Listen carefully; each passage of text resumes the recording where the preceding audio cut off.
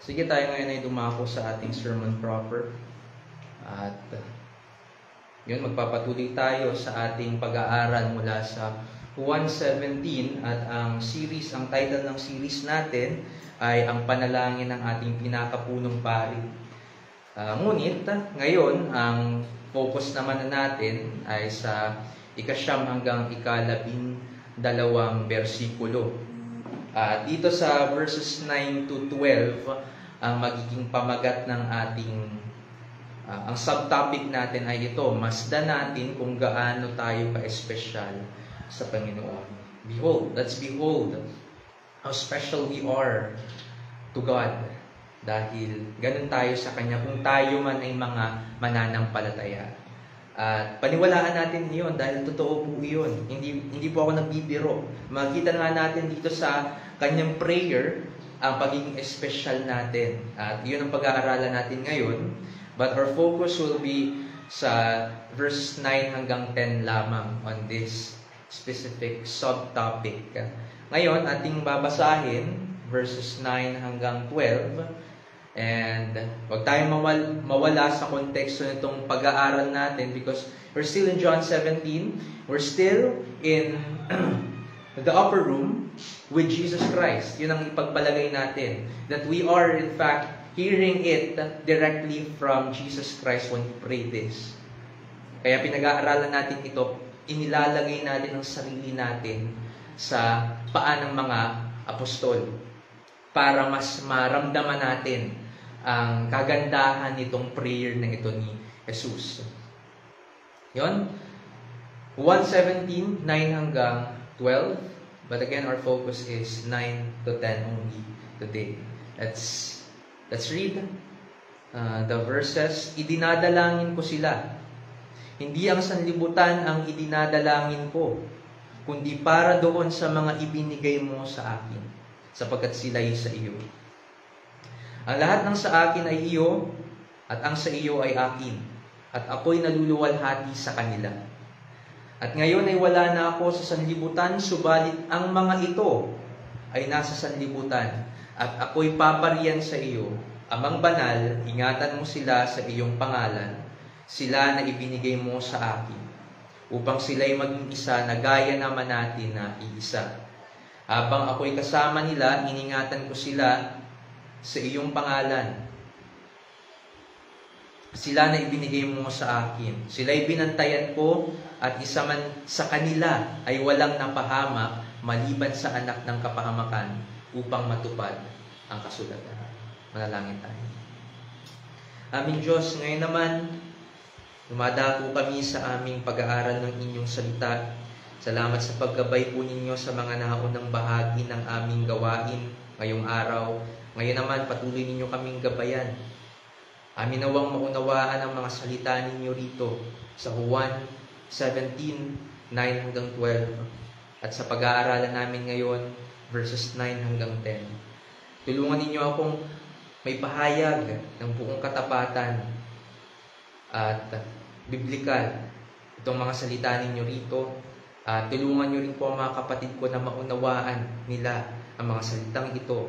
At sa araw na ito, magkaroon kami ng kagalakan through our study.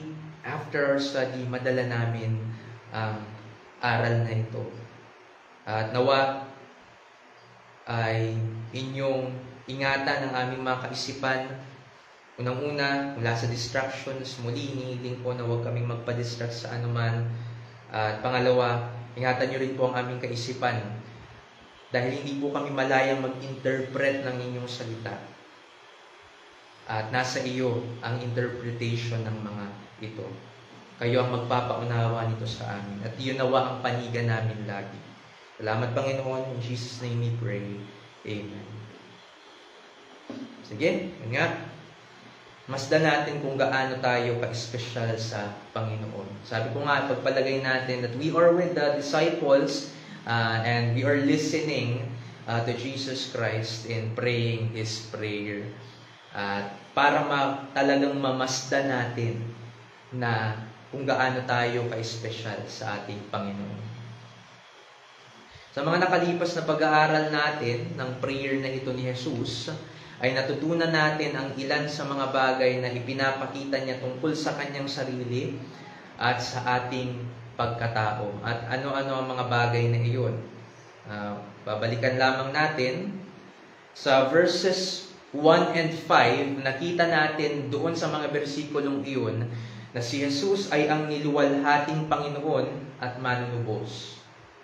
Natutunan natin iyon from this chapter in John, but more specifically sa mga binanggit na salita ni Jesus sa verses 1 and 5 ng John 17, na siya ang niluwalhating Panginoon at manunubos. Doon ay hinihiling niyang luwalhatiin siya ng Ama. Ngunit iyon, nakakasiguro tayo na nangyari nga because he was raised from the dead and He was glorified. He ascended to heaven in glory. Nakakasiguro tayo doon. That's why we call Him the glorified Lord and Redeemer.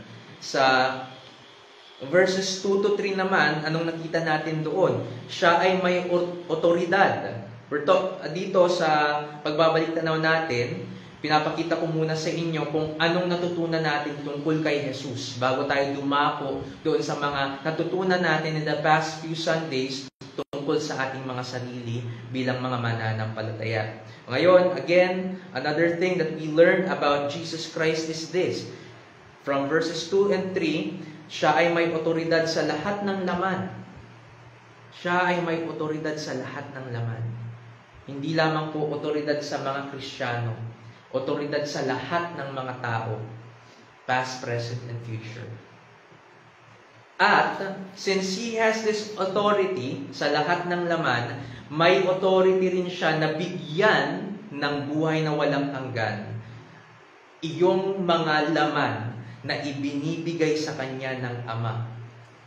So, the Father gives to Jesus those whom He wills to save. At si Jesus, sa pamamagitan ni Jesus, ay nagkakaroon ng kaligtasan at buhay na walang hanggan ng mga laman na ito dahil siya lamang ang pinagmumulan nito. Okay, so it's only through Jesus Christ. So iyan, isa pang bagay tungkol kay Jesucristo. Una nga, niluwalhating Panginoon at manunubos si Jesus. Malawa, siya may otoridad at siya ang nagbibigay ng kaligtasan at buhay na walang hanggan. Isa pa na natutunan natin from verse 4, itong pinag-aaralan natin, siya ang masunuring anak sa kanyang Ama. Siya ay sumunod sa kalooban ng kanyang Ama nung siya ay nandito sa mundong ito. At isa pa, from verse 3 and 6, natutunan natin na siya ang perpektong tagapagpakilala ng Ama sa atin. Okay? Natutunan natin iyon. Again, ang mga mensahero ng Panginoon, ang mga mensahero ng Scripture, preachers, pastors, prophets in the old times, sila ay mga tagapagpakilala din naman ng Panginoon sa mga tao ng Panginoon. But Jesus Christ is the perfect one. Siya ang perfectong tagapagpakilala. And that, mga kapatid, ay natutunan natin at nakita natin specifically from verse 3 and 6. At yun ang mga tungkol sa Panginoong Jesus. Ngayon naman, sa verse 6 nitong John 17, natutunan natin na tayo, ito naman ay tungkol sa atin, na tayo dahil kay Jesus ay sa Diyos. Tayo ay pagmamay-ari ng Diyos kung tayo mananampalataya na. Hindi ko sinasabing hindi mananampalataya ay hindi sa Diyos, but they don't have the kind of relationship we have as Christians with God. Tayo ay sa Diyos. Relationally, covenantally, tayo ay sa Diyos. Okay? So that's from verse 6. Tungkol yun sa atin. But it's still because of Christ. Okay? Kung bakit tayo ay sa Diyos, kung bakit tayo ligtas, it's because of Him.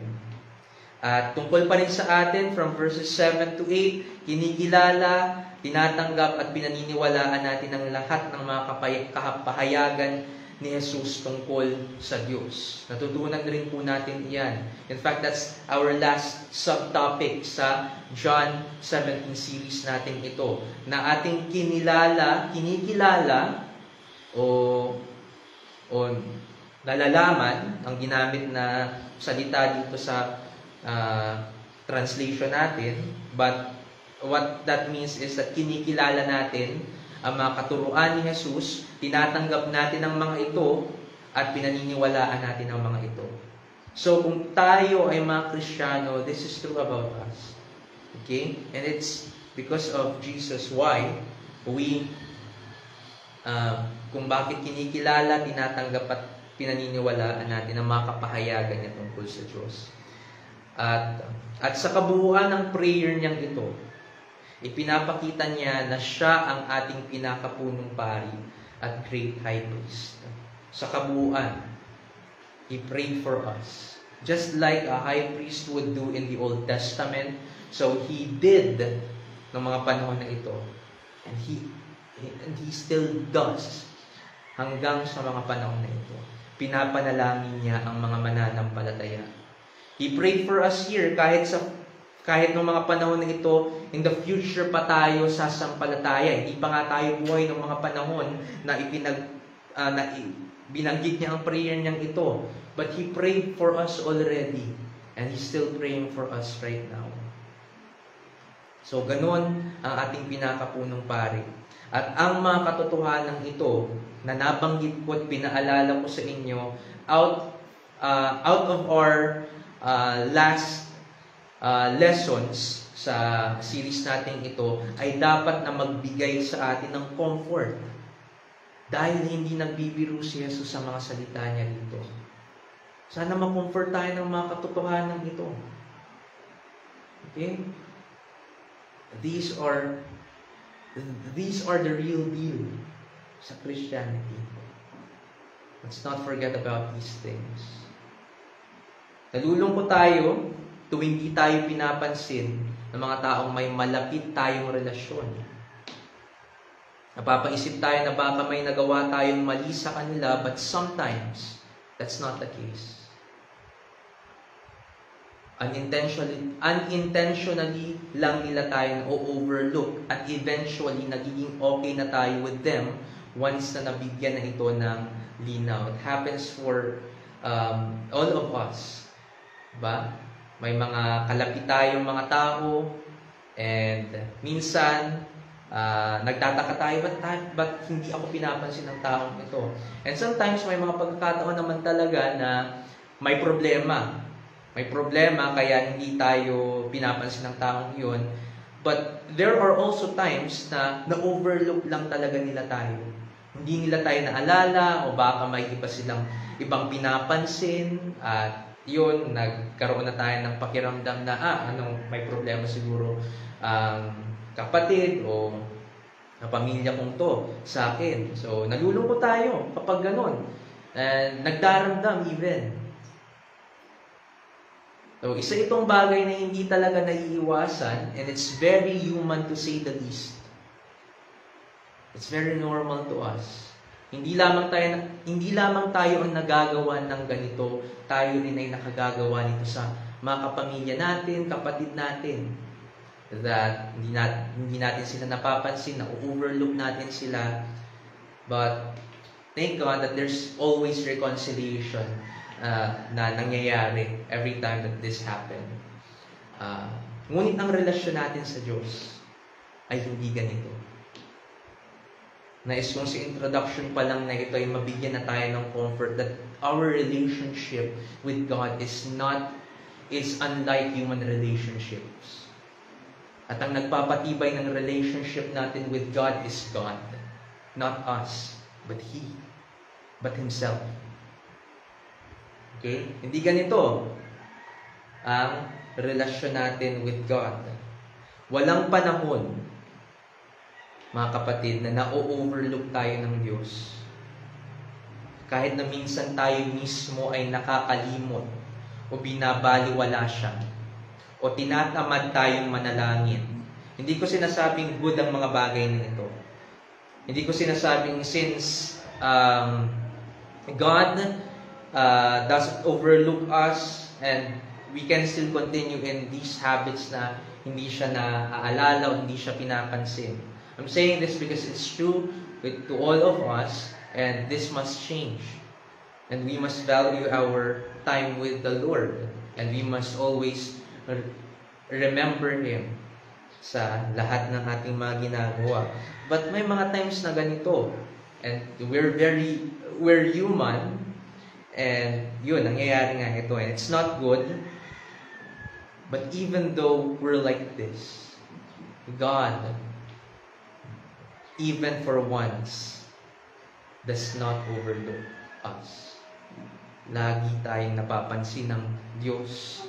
Lagi tayong minamasdan ng Diyos. Lagi niyang ipinararanas ang presensya niya sa atin. Hindi niya tayo nakakalimutan dahil unang-una, He loves and remembers His own. Yun ang unang dahilan. He loves and remembers His own. Kaya ganun siya sa atin. Minamahal niya tayo dahil tayo ay sa Kanya. Inaalala niya tayo lagi dahil tayo ay sa Kanya. Kaya walang panahon na ma-overlook niya tayo o hindi mapapansin o kung anumang pagpapalang hinihingi natin sa Kanya o kailangan natin na hindi niya ibibigay yung mga iyon. O kung anong comfort man ang kailangan natin o kung anong forgiveness man ang kailangan natin whenever we sin, hindi niya po iyon ipagkakait dahil mabuti ang ating Panginoon sa atin. So, He loves and remembers His own. Yun ang unang dahilan kung bakit hindi niya tayo nakakalimutan. At pangalawa, mayroong isang patuloy na nag-i-intercede sa atin sa harapan niya. Yun ang pangalawang dahilan. Dahil may isang patuloy na nag-i-intercede sa atin sa harapan ng ating Diyos Ama, ang Panginoong Jesucristo. At iyon ang ginagawa dito ni Jesus. Kaya kung tayo hindi nakakapanalangin, and again, it's not good kung ganun tayo, Jesus is still praying for us.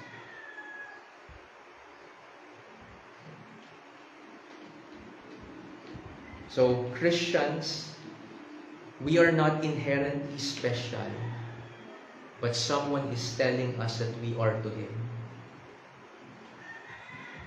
Hindi tayo special, inherently special, naturally special. Yes, we are made in the image of God. Oo, naiiba tayo sa ibang mga nilikha.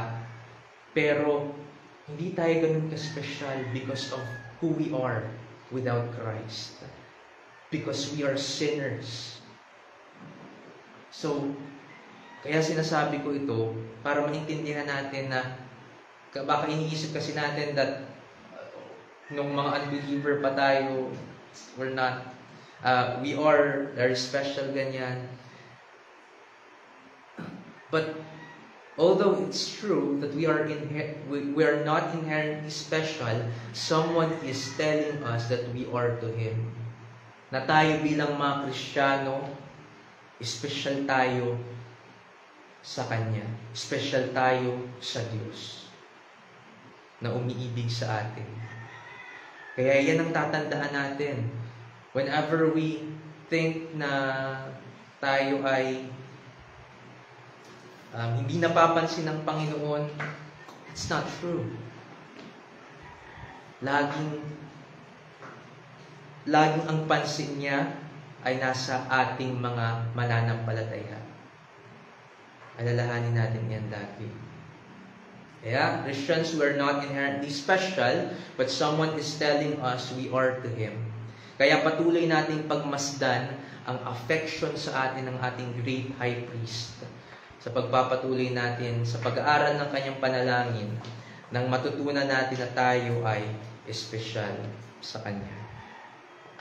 Sa unang punto natin, pupunin natin sa verse 9, espesyal sa Diyos dahil kay Jesus. Espesyal sa Diyos dahil kay Jesus. At kukunin natin yan sa verse 9. Sapagkat ang sabi rito, idinadalangin ko sila, hindi ang sanlibutan ang idinadalangin ko, kundi para doon sa mga ibinigay mo sa akin, sapagkat sila ay iyo.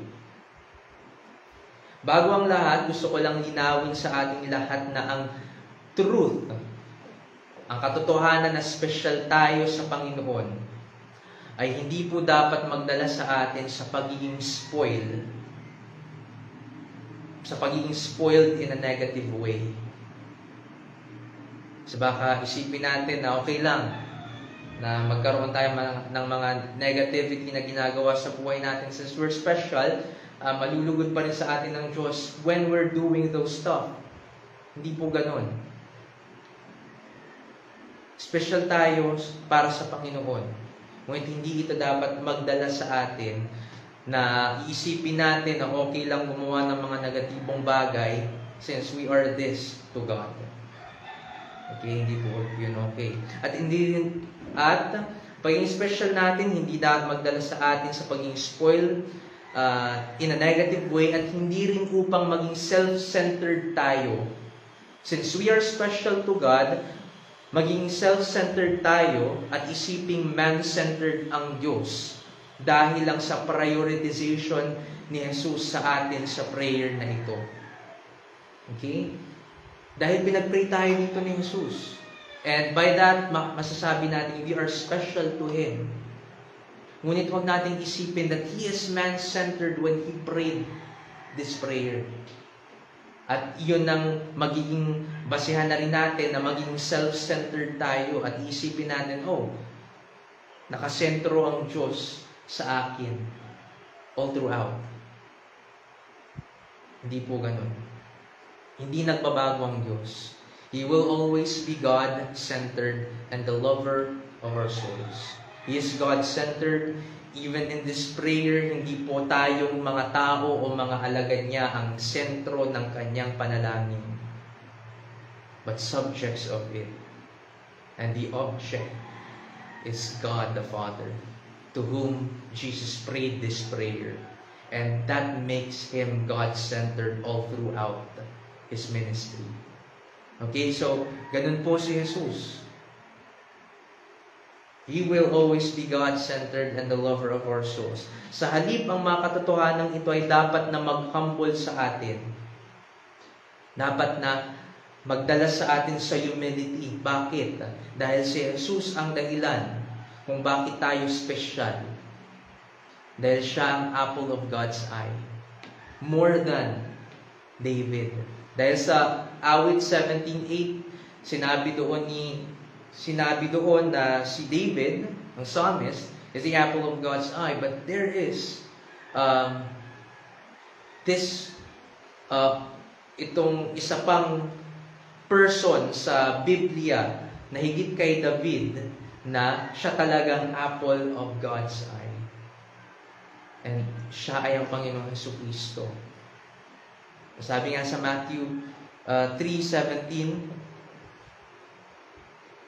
sabi sa Matthew 3:17, ito ang sabi ng Ama tungkol sa kanyang anak na si Jesus. Sinabi ng isang tinig mula sa langit, ito ang minamahal kong anak, sa kanya ako lubos na nalulugod. Dahil ang pagiging apple of God's eye ni David, sinasabi lamang ng Diyos na nalulugod siya kay David. Ngunit higit ang kaluguran niya sa perfect Jesus Christ na ito. That's why He is more than David was as an apple of God's eye. So, dito makita natin na si Jesus po ang dahilan kung bakit special tayo sa Diyos. Hindi po tayo.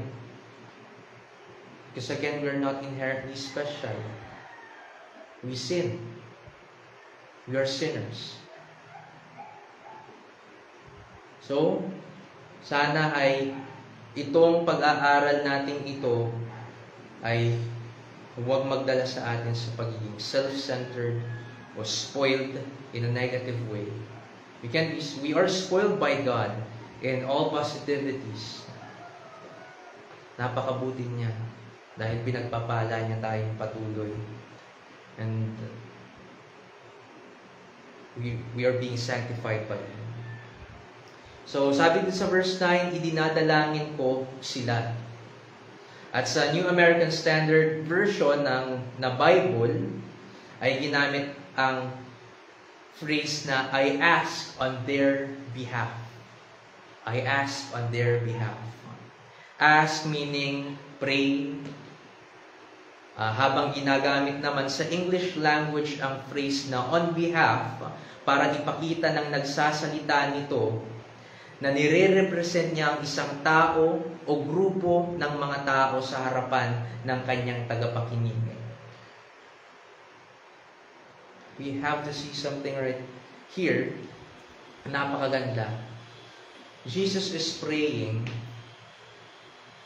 and He is praying on behalf of His disciples. He's praying on behalf of us Christians.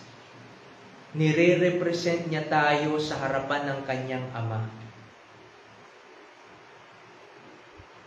Ganun ang ginawa niya rito sa John 17. Pwede niyong sabihin na pinapanalangin ko sila, idinadalangin ko sila. Pero mahalaga itong paggamit ng on their behalf dahil may sense ito ng pagre-represent. That He come forward with His disciples, but He is the spokesperson sa moment na iyon. His disciples are just there, pinapanood siya, representing them before His Father. Kaya sa prayer na ito ni Jesus, hindi lamang niya tayo ipinagpipray, nire-represent niya tayo. What difference does this make, though? Bakit ito naging espesyal? Kapag nagsasalita tayo on behalf o to represent someone, ang sinasabi natin sa speech natin ay hindi iyong personal nating nararamdaman, kundi iyong pare-pareho tungkol sa atin at sa nire-represent natin.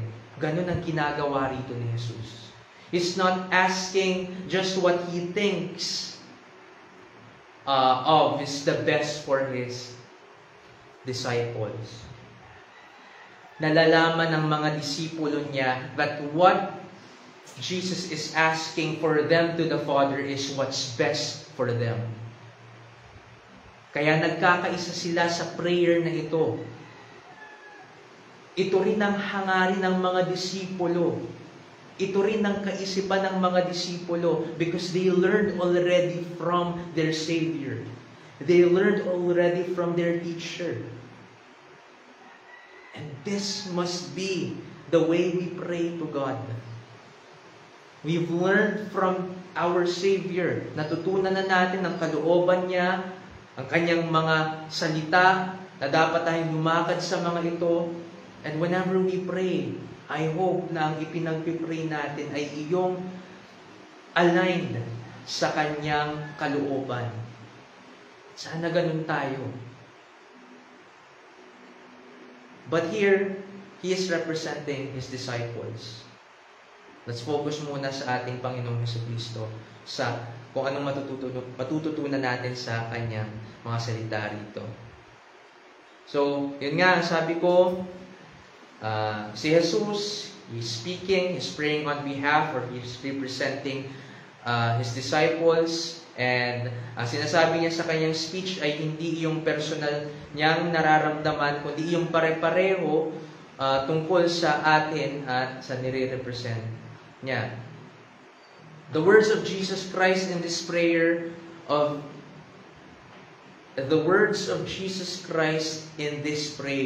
are perfect words.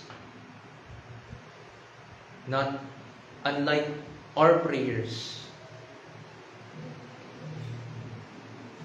These are the same things. Itong mga pinanalangin dito ni Jesus are the same things that we ask of God as believers in Christ.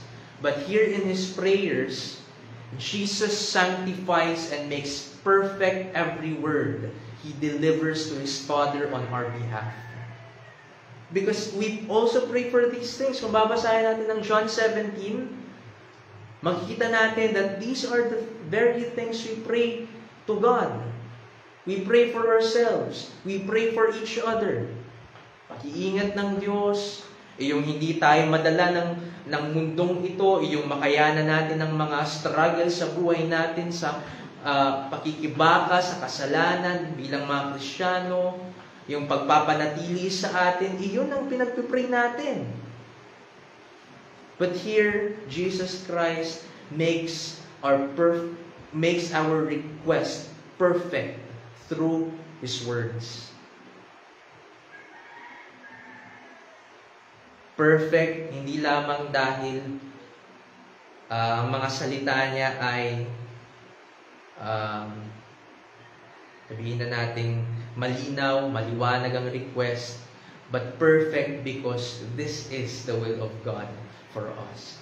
And He's praying to His Father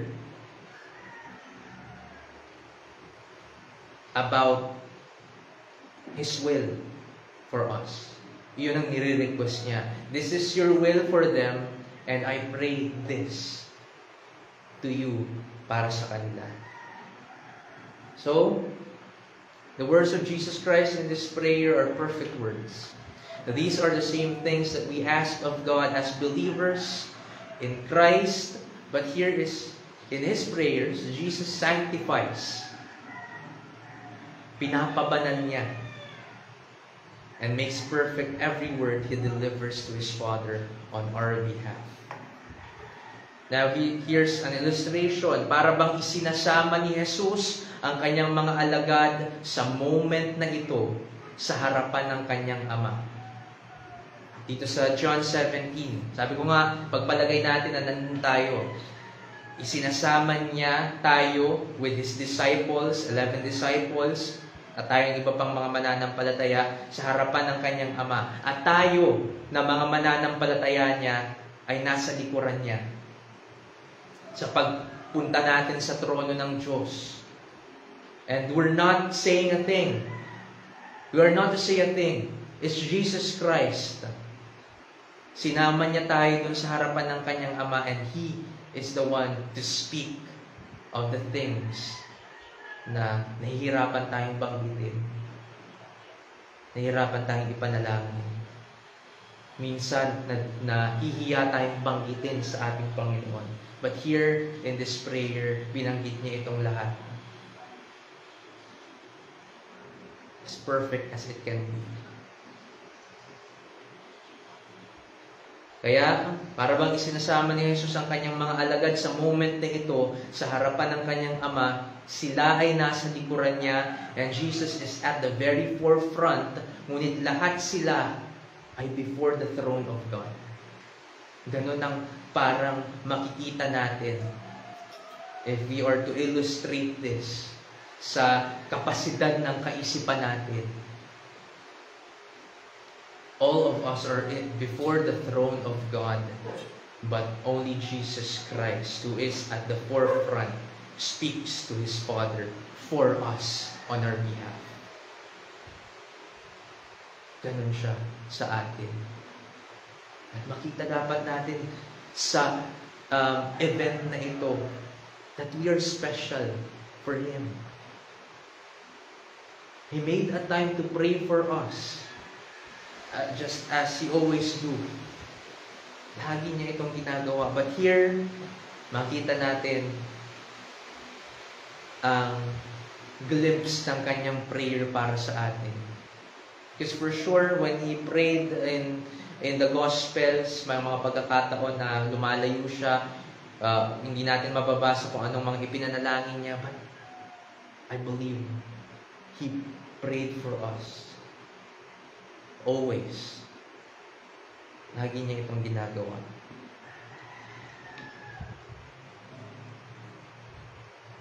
At yun nga, Jesus is at the very forefront, ngunit lahat sila, lahat tayo, is with Christ before the throne of God, at itong si Jesus ay ipinapakiusap tayo sa kanyang Ama. Yun ang nakikita ko Yun ang image sa aking isipan. Kung paano, kahit na hindi nakikita ang Ama nung mga time na yun, parang nadala sila, parang na-translate sila into the heavenly places, in the spiritual heavenly places ng mga panahong nagpe-pray nito si Jesucristo. Ang mga alagad niya ay natuto na sa Kanya kung ano ba ang dapat nilang banggitin sa kanilang mga prayers. Kaya naman, Jesus Christ is able to represent or to say, I am praying or I am asking on behalf of these people, of your people, because they have the same things in mind. They have the same interest. Kaya, nagkakaisa tayo with Him. At sinasabi niya sa kanyang Ama what we want to ask of God. And I believe na ang mga request na ito ni Jesus para sa kanyang mga alagad ay ang nilalaman na rin ng puso ng mga alagad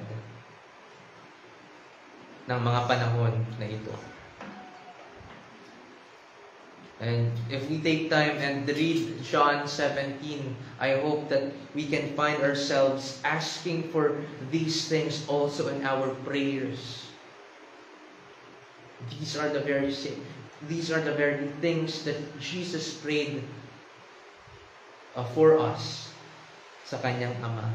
At sana ito rin ang nilalaman ng ating mga prayer whenever we pray for ourselves and for each other. So, I believe na ang mga request na ito ni Jesus para sa kanyang mga alagad ay ang nilalaman na rin ng puso nila ng mga panahon na ito.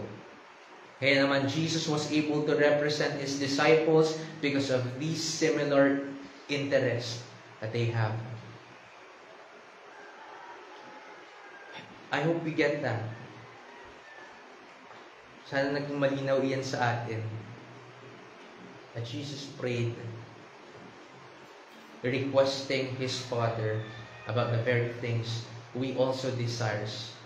We also desire because we learned from Him already. I hope na hindi na tayo nagpe-pray ng mga bagay na ikasasama pa natin. Ikasasama natin because it's apparently not according to His will. I hope that what we pray for to God, even though we don't know if it is His will, ay iyong mabuti para sa atin.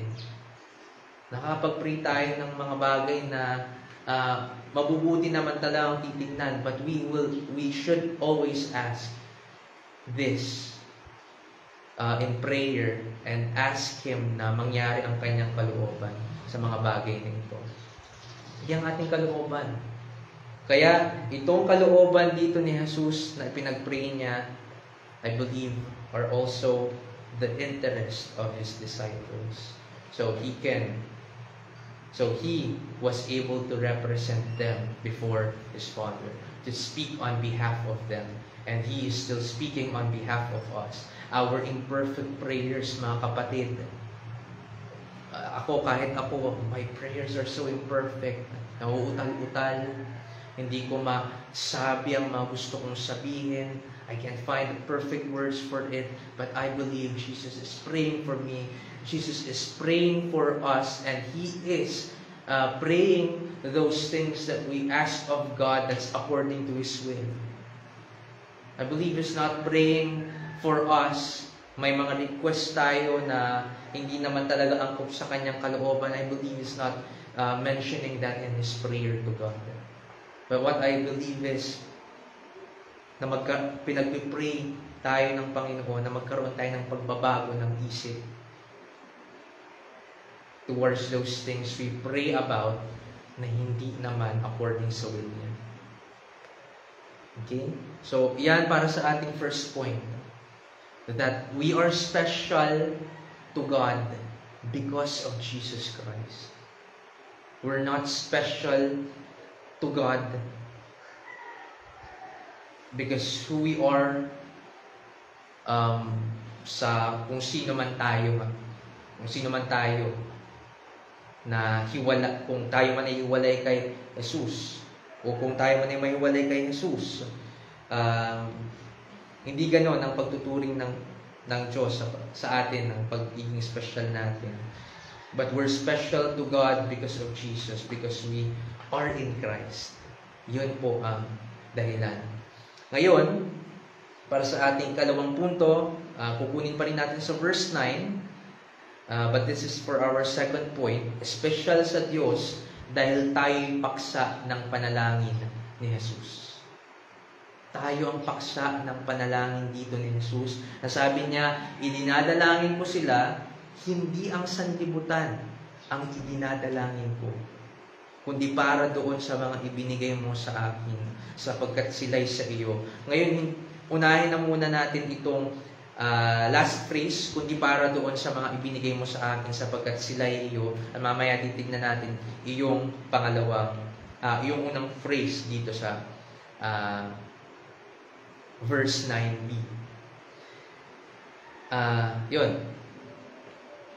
Sabi rito, dinadalain ko sila, iyong mga ibinigay mo sa akin, sapagkat sila'y sa iyo. Iyon ang tinutukoy dito sa sila. Muli in-specify dito ni Jesus kung sino ba talaga iyong inilalapit niya in prayer sa kanyang Ama. He made it very specific. And again, when we pray, dapat maging specific din tayo. Okay? That's what we're learning from Jesus' prayers. Na dapat when we pray, we are specific sa ating mga hinihiling. Balik tayo. Ni-specify dito ni Jesus sa kanyang Ama kung sino itong sila na idinadalangin niya at sino iyon, iyong mga ibinigay mo sa akin. Bakit? Sapagkat itong mga ibinigay mo sa akin ay sa iyo naman din. Sa iyo silang lahat. Kung babalikan natin ang mga sinabi ni Jesus sa mga naunang verses, makikita natin na ang mga ibinigay ng Ama sa Kanya ay silang Kanyang inililigtas at binibigyan ng buhay na walang hanggan. Ang sabi dito sa verse 2, yamang binigyan mo siya ng otoridad sa lahat ng laman upang bigyan niya ng buhay na walang hanggan. Sino? Ang lahat ng ibinigay mo sa Kanya. Ganun pala yun. May ibinibigay pala ang Ama kay Jesus. Para ano? Para bigyan ng kaligtasan at buhay na walang hanggan. So, hindi po, sabi nga ni John Calvin ata yun, yung mga nagre-reject sa doctrine of election, o doctrine of election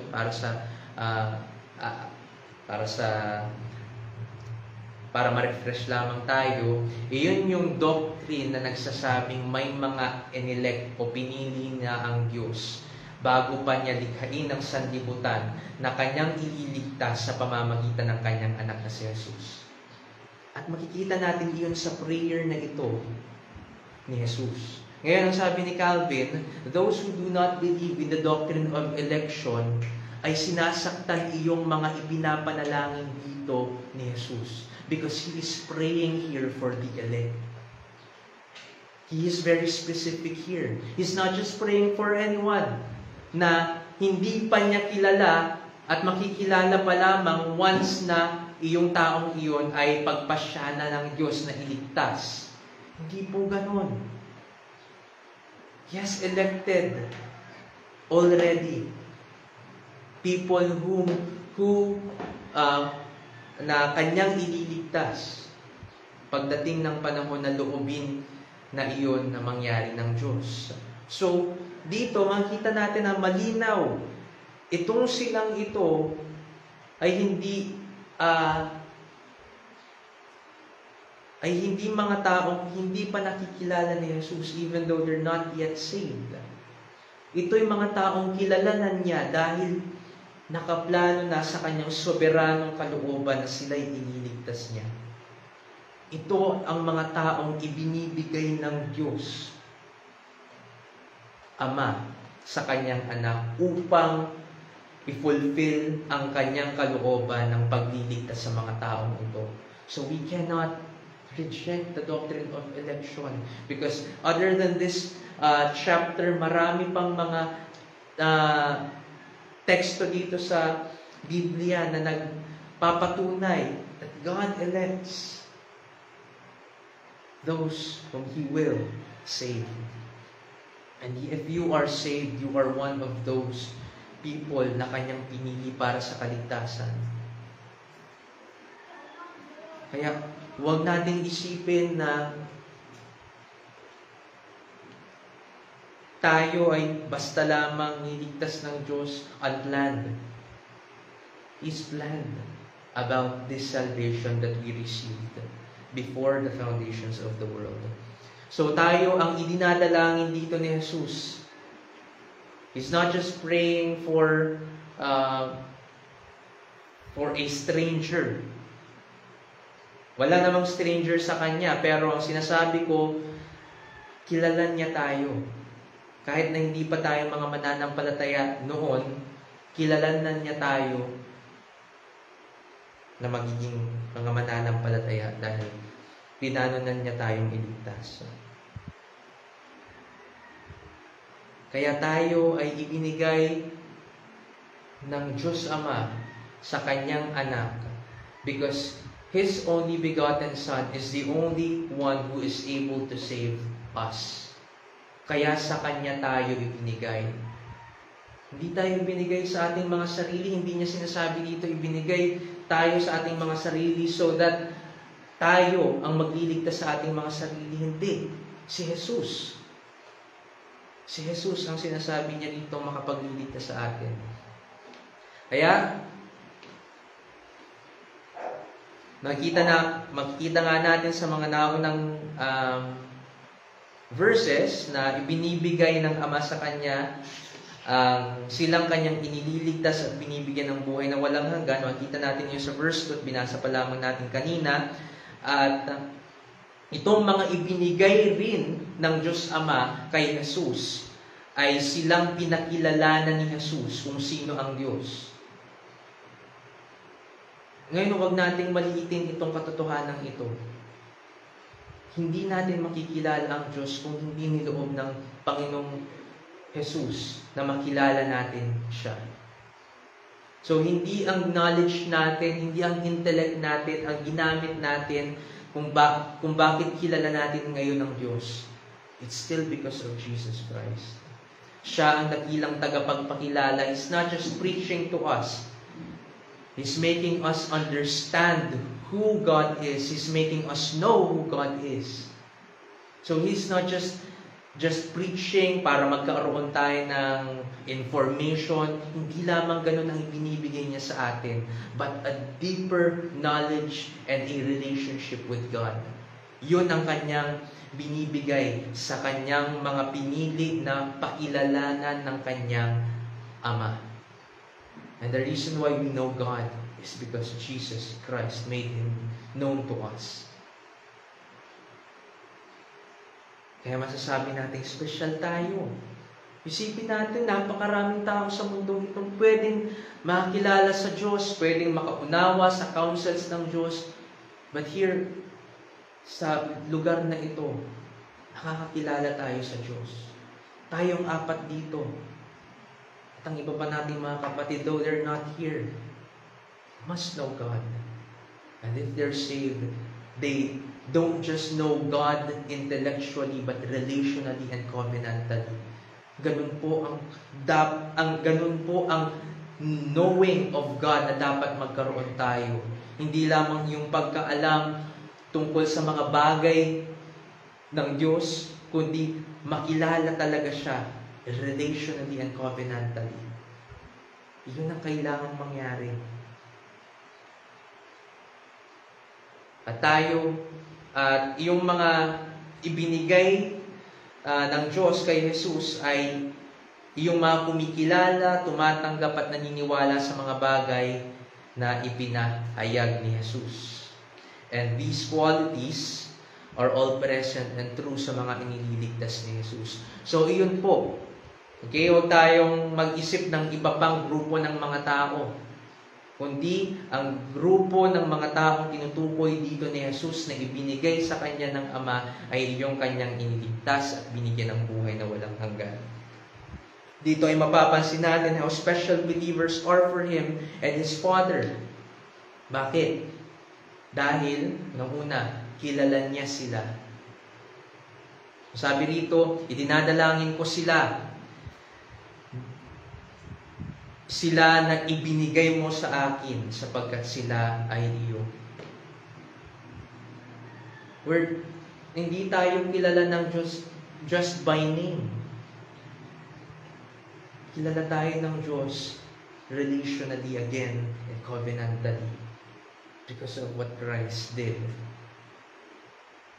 Okay, so kilala niya sila at special tayo mga believers sa Ama, sa Anak at maging sa Espiritu Santo dahil kilala tayo ng Diyos. At bukod pa rito, ipinanalangin niya tayo at nakakonsentrate sa atin ang prayer niyang ito sa John 17. Itinuturo niya sa mga salita niyang ito how certain or sigurado, how certain our salvation and His choosing of us out of this world is. Bakit ko ito nasabi? Because His prayer here is about a group of people na kilala niya, na sigurado siya. Kaya sigurado ang salvation natin because He prayed for us. Okay? Tinuturo niya sa mga salita niyang ito how certain our salvation and His choosing of us out of this world is because He confidently mentioned us, though not one by one, pero ilalang nga kasi niya ang bawat isa sa atin, kung sino man ang mga sumasampalataya sa Kanya. So, He confidently mentioned us, believers, all around the world, in His prayer. Ang prayer niya sa special occasion na ito ay nakatuon sa mga tupa at hindi sa mundong pangkalahatan. Okay? Dahil malinaw dito, again, ang pinag-pray niya ay yung ibinigay sa Kanya ng Ama. He prayed for us here. Not for the world as a whole. Na ipapanalangin natin ng mga tao na sana'y magkaroon din sila ng kaligtasan, and we pray ng walang itinatangi. Ngayon para sa atin, ganito tayo mag-pray. Pinagpipray natin ng mga tao na sila'y magkaroon ng kaligtasan, and we pray ng walang pagtatangi o walang exception. Dahil hindi naman natin alam kung sino ang mga pinili ng Diyos para sa kaligtasan. Ganun tayo mag-pray. But let's compare it to how Jesus prayed. Sa prayer na ito ni Jesus, dahil sa kilalanan niya noon pa man, bago pa ma-establish ang sanlibutan, ang lahat ng tutugon sa ng pananampalataya sa Kanya, so He prays for them with confidence, so that we may also have assurance because of Him. Ganun po ang ginawa ni Jesus. Kilalanan niya kung sino ang mga pinili at sila ay pinag-pray niya rito. Kung tayo, pinag-pray natin, halos lahat ng ipag-pray natin because we don't know if they're elect. And we ask God that He would save them also. But here in this prayer, He did not pray for those na hindi magkakaroon ng kaligtasan. He prayed for those na ligtas na noong mga panahon na ito at magkakaroon ng kaligtasan balang araw dahil sila'y ibibigay ng Ama sa Kanya at Kanyang ililigtas. So, He prayed for us. An exclusive prayer.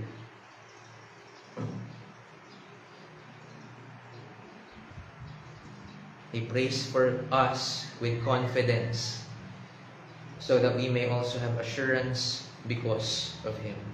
Ang paraan natin upang ma-assure tayo para sa isang bagay ay ang ipakita sa atin in someone's actions ang pagkilos niya upang isakatuparan ito. Ganun tayo.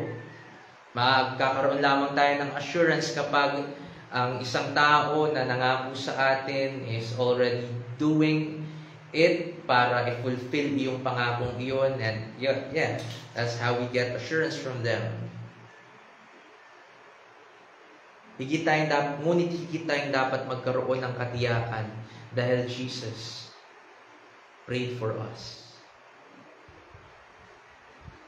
Si Jesus ay tapat, hindi katulad natin, na kahit na anong gawin natin, there are things na hindi natin perfectly nagagawa for the favor of other people. Kahit na nangako tayo sa kanila. Hindi tayo ganun katapat, but Jesus Christ, we can trust Him because one, He acted upon His promises because He prayed for us and He is praying for us. And then second, He is not like us. Siya ay tapat po. At hindi siya kailanman nabigo sa katapatan niyang ito. So we can have assurance from Him because of Him.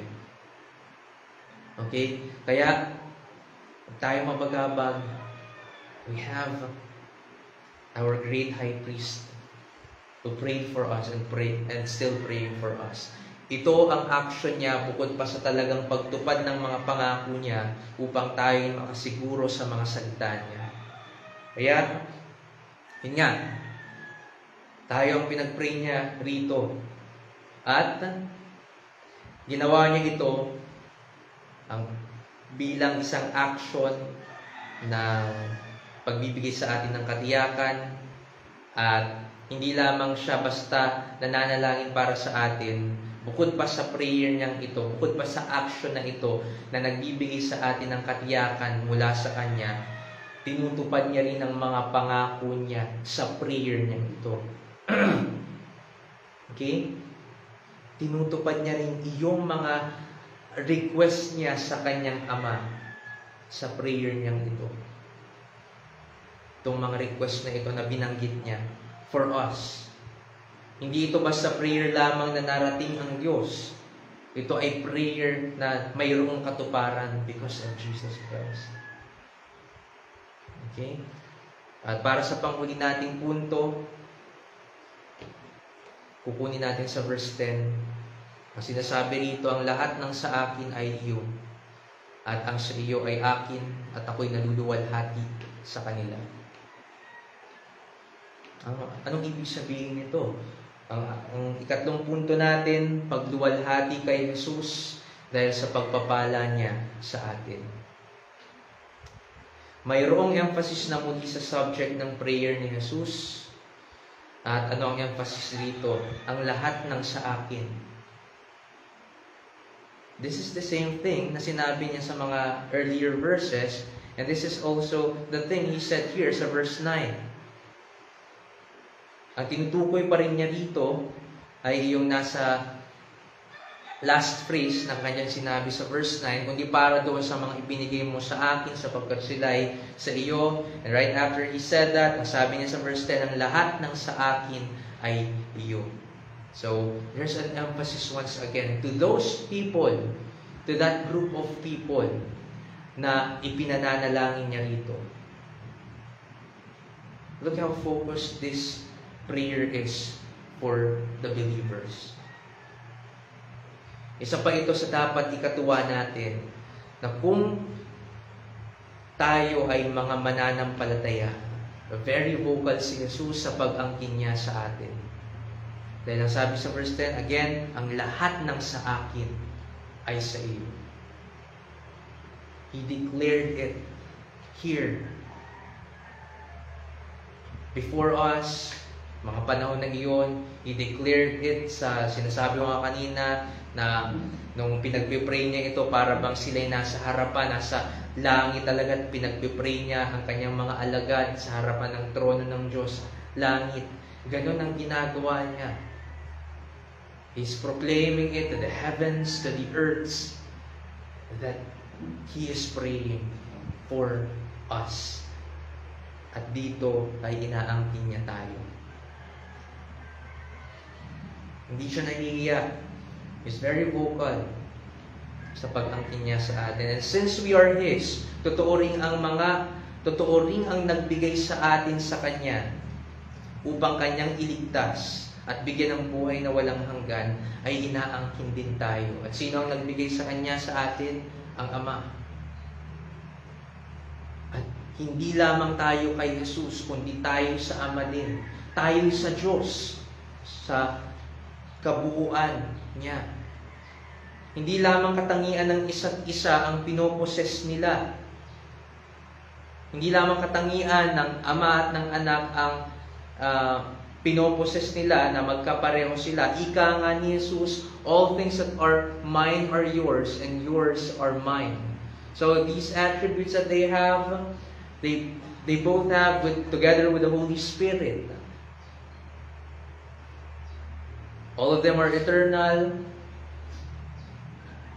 All of them, lahat ng mga attributes na alam natin are true to all of those in the Trinitarian Godhead, all of those persons. But it's not just about the attributes that they possess,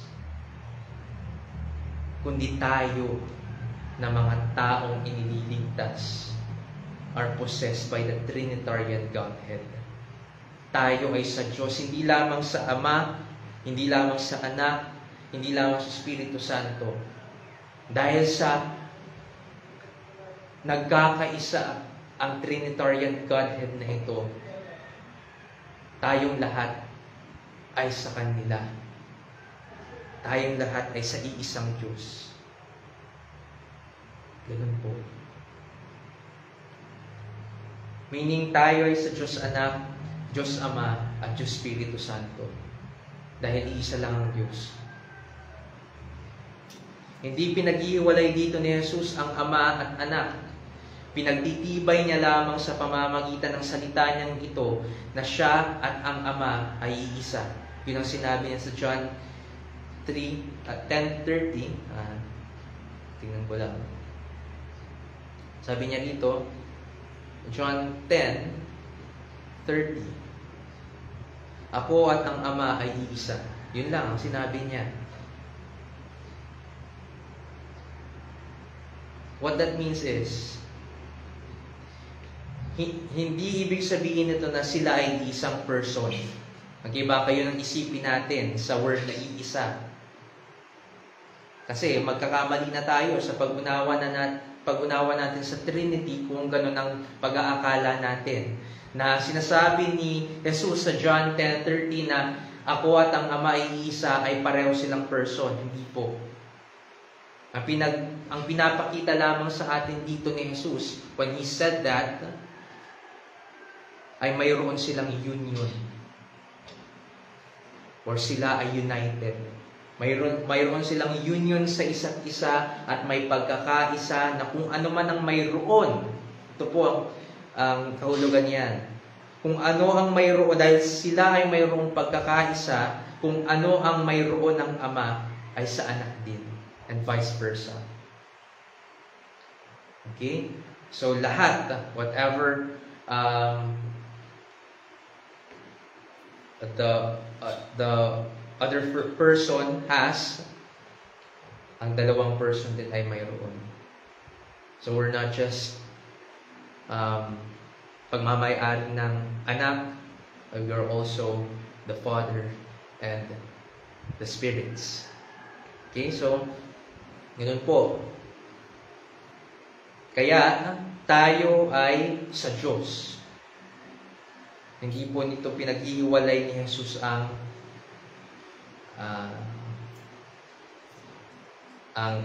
kanyang, hindi po niya pinag-iwalay dito ang Ama, Anak at Espiritu Santo, kundi sabi niya lamang, pinagtitibay niya ang pagiging united nila sa isa't isa at pagkakaisa nila. At sabi rito ni Jesus, ang lahat ng sa akin ay sa iyo at ang sa iyo ay akin at ako'y naluluwalhati sa kanila. ako'y naluluwalhati sa kanila. Totoo na sa tuwing tayo ay nakakasunod sa Diyos at lumalakad sa Kanyang mga salita, ay naluluwalhati siya sa atin. Totoo naman po talaga iyan. Ngunit, hindi ganito ang ipinapahiwatig ni Jesus sa verse 10. Sabi kong sabihin, hindi ito ang tinutukoy niya dito. This is not his topic na sinabi kong example. Tayo ay sa Kanya at sa Ama. Paano nga ulit ito nangyari? Dahil ibinigay tayo ng Ama sa Kanya, kay Jesus, upang iligtas niya at bigyan ng buhay na walang hanggan. Ngayon, itong gawain ni Jesus ng pagliligtas sa atin na pinili for salvation ay hindi meaningless sa Kanya. Hindi po ito meaningless para sa Panginoong Hesukristo. O walang anumang effect sa ministry niya as a Savior. This saving of Jesus for us has something to do with His glory. Kaya sinasabi niya rito, at ang lahat ng sa akin ay sa iyo, at ang sa iyo ay akin. Makita natin dito ay ang pag-save niya sa atin o pagliligtas niya sa atin. Dito sa mga katagang sinabi niya rito. And right after that, nasabi niya, at ako'y naluluwalhati sa kanila. At dahil sa kaligtasan ng tinutukoy niya rito sa verse 10, ang sinasabi niya lamang dito, ang sabi niya, ako'y naluluwalhati sa kanila, meaning, Jesus is glorified when He saves us. Siya ay naluluwalhati when He acts this salvation, when He fulfills this salvation para sa Kanyang mga pinili, para sa mga pinili ng Diyos. So, hindi ito meaningless. Hindi po ito or walang anumang effect sa ministry niya as a Savior. It has something to do with His glory because what He meant here is He is glorified when He saved us and when He saved those who are not yet in the fold. Okay? Naluluwalhati po siya. Naluluwalhati o glorified sa wikang Griego ay ang salitang doxazo. Ang doxa na nandito sa Greek word na ito ay iyong pinagkuhanan natin ng English word na doxology. Ang meaning ng doxology ay liturgical expression of praise to God. That's what doxology means. Example ng doxology sa Bible ay yung matatagpuan natin sa 1 Timothy 1:17. And here, Paul speaks, now to the King eternal, immortal, invisible, the only God, be honor and glory forever and ever. Amen. This is a doxology.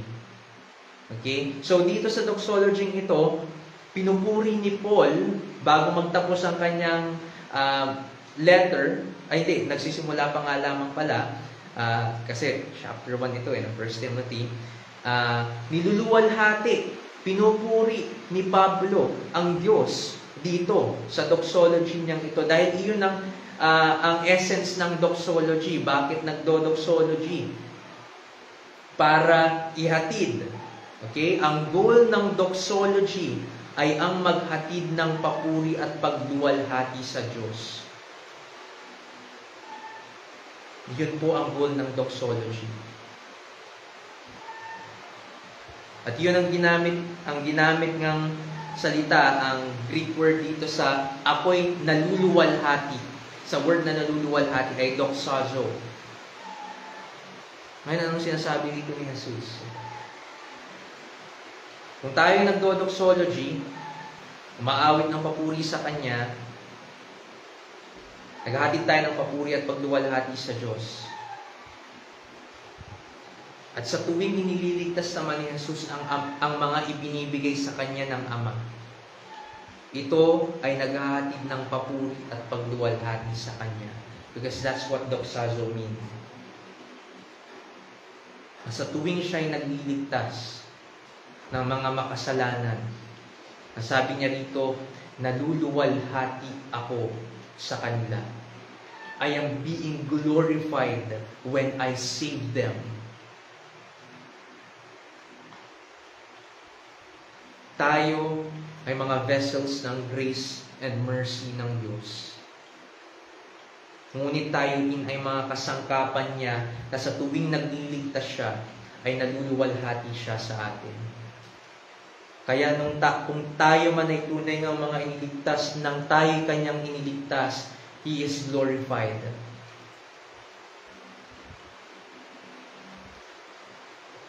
Naluwalhati siya dahil siya lamang ang makapagliligtas. Sa langit, nagpuri sa kanya ang mga anghel, at sa tuwing nalalaman ng iglesia dito sa lupa na may naliligtas, nagpupuri din sila. Yes, because He is glorified when He saves.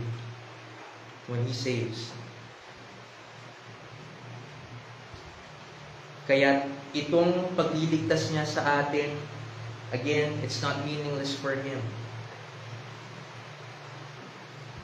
When He saved us, take note of this.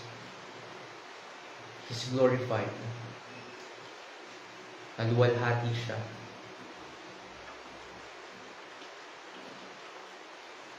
Sana ang mga bagay na ito ay tunay nga at tumimo sa ating mga puso. Ang mga bagay na ito, tandaan natin para sa ating aplikasyon. Unang-una, ang pagiging espesyal natin sa Diyos ay dahil kay Jesus, at hindi ito dapat magdulot sa atin ng kalayawan, kundi higit na dumaragdag pang pasasalamat sa Kanya sa tuwing naaalala natin ang kabutihan niya sa atin. Mga kapatid, again, this is not to spoil us to negative ways of living, but to a growing thanksgiving, a growing love for Him. Itong pinapakita sa atin ng John 17, iyon ang dapat na likhain ng mga ito sa atin. Ang paglago sa mga aspetong ito ng ating pagka-Kristiyano. Kaya, dumagdag palawa ang pasasalamat natin sa Kanya. Tuwing naaalala natin ang mga kabutihan niyang ito, at sa tuwing naaalala natin how special we are for Him, that He prayed for us, His people. Pangalawa, kung tayo man ay makaramdam o nakakaramdam ng panlalamig, alalahanin natin ang panalangin ito ni Jesus ay nakatuon sa ating mga Kristiyano. Ngayon, kung ganun ngang nakatuon ito sa ating mga Kristiyano, dapat na lalo tayong sumigla. As we understood this, it's about us. Ang mensaheng ito ay tanggapin natin at magpanumbalik nawa ng kasiglahan natin sa paglilingkod. Dahil hindi niya nais na ang sino man sa atin ay manghina, kundi magpatuloy sapagkat sa Kanya'y may katiyakan. Kaya sa tuwing tayo ay nakakaramdaman ng panlalamig, panghihina, remember these things. Remember that Jesus Christ prayed for us and is praying for us, and His prayer is powerful and effective. At dahil sa pag-intercede niyang ito sa atin, ay malabong tayo ay mawalay sa Kanya. But we also must go back to Him kung tayo man ay nanlalamig, kung tayo man ay umaalis sa Kanyang presensya, kung tayo man ay nagbabaliwala sa Kanya. Do not do it. Do not continue on that thing. Tayo ay bumalik sa Kanya. Tayo ay magpasakop sa Kanya, ating great high priest. At para sa pangatlo, kung ikaw ay wala pang kaligtasan, tinatawag ka ngayon ni Jesus upang lumapit at sumunod sa Kanya. Magsisi ka sa iyong mga kasalanan at sumampalataya ka kay Jesus na tanging binigyan ng Ama ng otoridad na magligtas at magbigay ng buhay na walang hanggan. He alone can save. Walang iba. Kaya itong mga bagay na ito, sana ay nakita talaga natin, namasdan natin how special we are to Him. At sana magpuri tayo sa Kanya. Sambahin natin siya. Gawin natin ng nararapat na pag-aalay ng ating mga buhay sa Kanya dahil ginawa niya ang mga bagay na ito sa atin, iniligtas niya tayo, and patuloy siyang may malasakit sa atin at hindi yun matatapos. Let's pray. Aming dakilang Diyos, salamat sa inyo na aming napag-aralan ang mga salitang ito ni Jesus sa kanyang panalangin. Nagpupuri kami, nagbubunyi, nawa hindi lamang ako kundi lahat kami rito na kami ay bukod sa inyo, kaming iniligtas at binigyan ng buhay na walang hanggan. Ay patuloy po ninyo kaming ginagawa ng mga kabutihan at pinagpapala, pinababanal. Ang malasakit ninyo ay totoo sa amin. At ang buhay nawa namin ito ay mabago ng mga katotohanan ito. May we repeatedly remind ourselves of these things na aming natutunan sa araw na ito. That you, our great high priest, are always interceding for us. At kayo ang nagpapalakas sa amin. That whenever we cannot say our desires and our prayers, if it is according to your will, ito po ay ipinapadala ninyo sa inyong Ama. Make perfect of our prayers, Panginoon, sa tuwing kayo nag-i-intercede para sa amin. At nawa kami ng mga mananampalataya ay laging dumanas ng comfort mula sa inyo. Bawat isa sa amin dito, Diyos, tulungan ninyo na maging tapat sa inyo dahil araw-araw nagkakasala kami. Help us to mortify our sins. Help us, kagaya ng pinaparating po ninyo sa amin dito sa prayer ninyong ito sa mga susunod pang talata. Ang nais po ninyo ang maprotektahan kami mula sa mundong ito. So, Lord, help us. At maging banal nawa kami sa inyong harapan sa tulong ng inyong anak na si Jesus. At patuloy po nawa naming masunod ang pagnanais ng banal na Espiritu at hindi ang aming laman. Tulungan ninyo kami.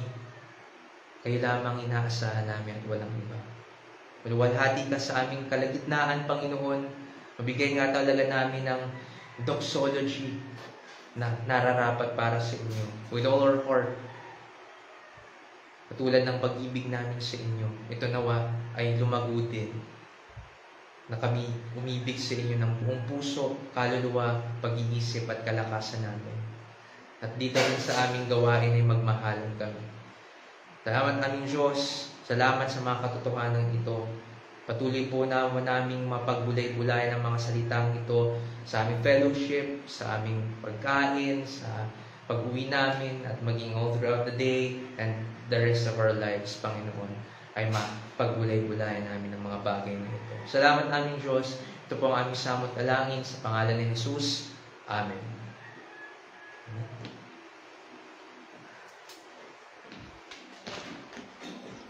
Bye.